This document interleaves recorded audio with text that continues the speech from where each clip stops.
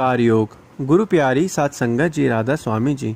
संगत जी, आज के सत्संग में एक ऐसी घटना घट गई जिसने सारी संगत को भावुक कर दिया। बहुत से सत्संगी भाइयों बहनों की आंखों में आंसू आ गए। कारण यह था कि आज बाबा जी सत्संग में उपस्थित नहीं हुए। बाबा जी की गद्दी आज खाली रही और बाबा जी के ना आने से पूरे पंडाल में एक अजीब सा सन्नाटा छा गया। सभी के मन में यही प्रश्न था कि आखिर ऐसी क्या बात हो गई कि बाबा जी आज सत्संग में नहीं आए। बहुत सारी संगत तो आज रोने लगी थी। आज हजूर जी ने सत्संग फरमाया। हजूर ने लगभग 1 घंटा 5 मिनट तक संगत के साथ बहुत गहराई से बातें साझा की। आज के सत्संग का एक शब्द एकदम नया और बिल्कुल नए उदाहरणों के साथ हजूर ने फरमाया, संगत जी इस सत्संग को आखिरी तक ज़रूर सुनना और मेरे द्वारा बताने में अगर कहीं भूल हो जाए तो मुझे माफ़ कर देना। हजूर ने यह भी आज कहा कि हमारे अंदर ही एक ज्वालामुखी फटी पड़ी है जिसे हमें पहचानने की ज़रूरत है। इसके साथ ही जब हजूर जी ने यह फरमाया तो सभी की सभी संगत ने जब यह सुना तो वह बहुत ही ध्यान से सुनने लगी कि बाबा जी ने ऐसा क्यों कहा। क्यों हमें जो है इस चीज़ को समझना चाहिए कि बाबा जी ने कहा कि हमारे अंदर ही एकदम से अशांति है और एक ज्वालामुखी जो है फटी पड़ी है। ऐसा क्यों बाबा जी ने कहा। सभी संगत यह सुनकर एकदम से हैरान हो गई और कुछ ना कुछ जो है हर कोई जो संगत थी वह सोचने लगी जिसे हमें पहचानने की ज़रूरत है। जब बाबा जी ने कहा, इसके साथ ही हजूर ने नवरात्रि, दिवाली, भगवान राम के बारे में भी बहुत कुछ समझाया। पूरा सत्संग हम आपके साथ विस्तार से बांटेंगे। आज हजूर जी ने तीसरे पातशाह जी की वाणी जग जीवन साचा इको दाता पर सत्संग किया। यह वही वाणी है जिस पर पहले हजूर महाराज जी बार बार चर्चा करते रहे हैं। इस वाणी को महाराज जी विशेष प्रेम से सुनाते थे क्योंकि इसमें संत मत के ठोस और मूलभूत सिद्धांत समाये हुए हैं। हजूर जी ने समझाया कि इस वाणी में सबसे बड़ा प्रश्न यह है कि असल मालिक कौन है। हम में से अधिकतर लोग अब तक इसे ढंग से नहीं समझ पाए। संत जन हमें यह युक्ति समझाते हैं कि अपनी वर्तमान अवस्था को देखो। हम दूर दूर से सत्संग सुनने इसलिए आते क्योंकि हमारे भीतर मालिक से मिलने की चाह है, प्रेम है, लेकिन फिर भी कोई ऐसी कमी है जो हमें मालिक से दूर कर देती है। हजूर जी ने कहा कि हमें अपने अंदर ऐसा प्रेम जगाना होगा जो केवल मोह तक सीमित ना रहे बल्कि पूर्ण समर्पण बन जाए। फ़र्क कहाँ है? फ़र्क यह है कि हम सुनते और सोचते तो बहुत कुछ है पर उसे जीवन में उतारते नहीं हैं। जो ज्ञान हमें सत्संग से मिलता है, जो समझ हम ग्रहण करते हैं, उसे व्यवहार में नहीं लाते। सत्संग का असली लाभ तभी है जब हमारी ज़िंदगी बदल जाए, वरना हम केवल बातें करते रह जाते हैं लेकिन जीवन वैसा ही चलता रहता है। हजूर जी ने समझाया कि सबसे ज़रूरी बात यह है कि मालिक एक है। वही एक ओंकार वाणी में भी आता है कि मालिक केवल एक है। इसलिए तो लिखा गया है, सबना जिया का एको दाता सो मैं विसर न जाई। इसी सत्य को बाइबल में भी व्यक्त किया गया है, lord are god, lord is one. मुसलमान इसे रब उल आलमीन कहते हैं, अर्थात वह खुदा जो सारे आलम का पालनहार है।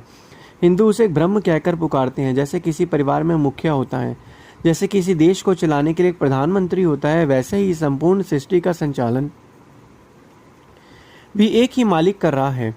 हर जीव जिसने जन्म लिया है उसी की रचना है, लेकिन इंसान ने अपने अपने स्वार्थ के लिए अलग नाम, जाति, पहचान बना ली।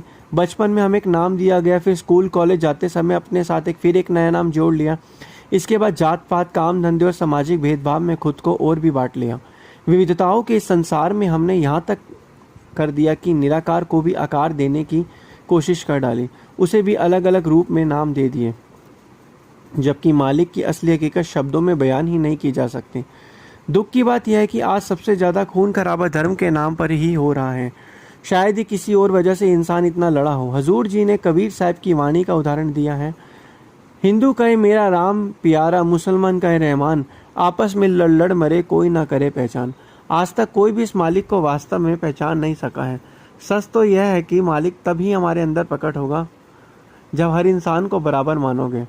अगर इंसानों को एक सा नहीं देख सकते तो उस परमात्मा को भी समझ नहीं सकते। वह वही रब है जो सबको जीवन देता है। हजूर जी ने एक उदाहरण बिजली का दिया। आज हम देखते हैं कि बिजली एक ही है लेकिन अलग अलग यंत्रों में अलग अलग काम करती है। बिजली बदली नहीं, वही है, लेकिन उस एक बिजली से न जाने कितने ही मशीन चल रही है, कितने यंत्र चल रहे हैं। उसी तरह मालिक भी एक ही है पर उसके रूप अनेक दिखाई देते हैं। इसलिए वाणी में आता है, आपे हरि रंग है आपे बहुरंगी, जो तिसो भावे नानका साई गल चंगी। मालिक तो एक ही है और उसी से ही धुन, ज्योत और प्रकाश प्रकट हुआ है। यही कारण है कि कबीर साहिब ने कहा, अवल अल्लाह नूर उपाया कुदरत के सब बंदे, एक नूर ते सब जग उपजया कौन भले को मंदे। हजूर ने आगे फरमाया, हमें मूल में जाना है, उस शुरुआत तक जब इस सृष्टि बनी। शुरू में एक महाशक्ति का विस्फोट हुआ, ऊर्जा और ध्वनि प्रकट हुई। अलग अलग परंपराएं और धर्म उसी सत्य को अपने अपने तरीके से समझाने का प्रयास कर रहे हैं। विज्ञान भी मानता है सृष्टि का निर्माण एक विस्फोट से पैदा हुआ एक प्रकाश से। ग्रंथों में भी उस ज्योति का, उसी प्रकाश का वर्णन मिलता है, लेकिन हमारी सोच का दायरा इतना छोटा है कि हम उसे समझ ही नहीं पाते। हम मंदिर जाते हैं, वहाँ दीपक जलाते हैं, शंख बजता है, मस्जिद में अजान दी जाती है, गुरुद्वारे में गुरु ग्रंथ साहिब जी का प्रकाश होता है, चर्च में भी मोमबत्ती जलाई जाती है और घंटियाँ बजती हैं। इसका अर्थ यह है कि हम सब अलग अलग तरीकों और परंपराओं में उलझ गए हैं। हजूर जी ने कहा, सत्संगी लोग अक्सर यह दावा करते हैं कि हम तो अब सब धर्मों से ऊपर उठ चुके हैं, लेकिन जब बात अपनी व्यक्तित्व जिंदगी पर आती है, खासकर शादी ब्याह की, तब सबसे पहले हम धर्म देखते हैं कि जीवन साथी हमारे धर्म का हो, फिर जात पात पर ध्यान देते हैं और उसके बाद कुंडली मिलाई जाती है। हजूर बोले, क्या मालिक ने हमें अधूरा बनाया है? जो लोग कुंडली मिलाने पर भरोसा करते हैं और कुंडली मिलाकर शादी करते हैं, क्या उनकी ज़िंदगी में कभी दुख नहीं आता? असल प्रश्न तो यह होना चाहिए कि सामने वाला इंसान अच्छा है या नहीं, यही सबसे महत्वपूर्ण है, लेकिन हम उस पर विचार नहीं करते। आजकल तो दुकानों पर भी देखा जाता है कि लोग 3-3 संतों की तस्वीरें लगाते हैं, अपने अपने इष्ट देवों की मूर्तियाँ सजाते हैं, जबकि असली मालिक तो एक ही है। हम सोचते हैं एक नहीं सुनेगा तो दूसरा सुन लेगा। हमारी सोच की उलझन इसी से जाहिर होती है कि हमने मालिक को ही बांट दिया है। फिर हजूर जी ने शब्द का उदाहरण समझाया।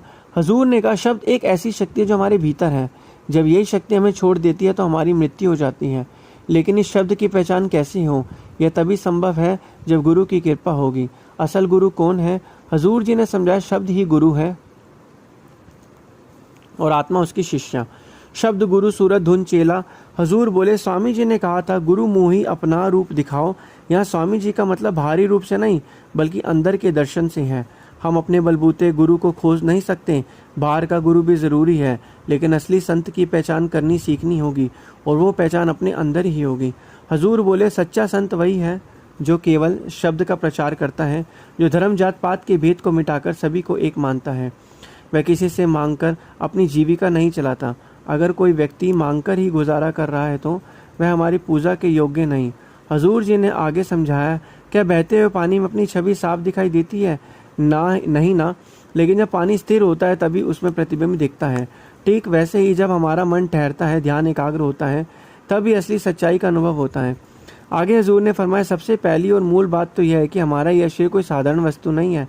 यह भीतर ही भीतर एक अमृत सर है, एक ऐसा खजाना जहाँ सच्चाई का अमृत भरा हुआ है। शरीर को व्यर्थ मत समझो, यह जीवन परमात्मा का मंदिर है, जीवित परमात्मा का मंदिर है।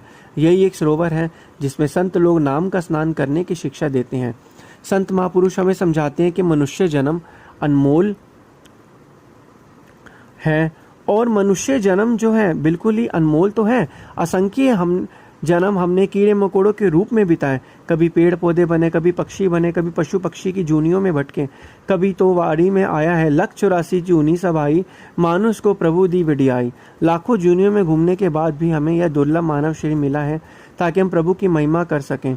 आज इंसान ने विज्ञान की मदद से अंतरिक्ष तक की उड़ान भर ली है, समुद्र की गहराइयों को छू लिया है, ग्रह नक्षत्रों तक पहुंच गया है, लेकिन अफसोस अपनी जड़ों से ऊपर उठने की कोशिश अभी भी अधूरी है। पशु केवल प्रतिक्रिया देते हैं, वही स्वभाव हम में भी है। कोई हमें ऊंचा नीचा, वही स्वभाव जो है हम में भी है।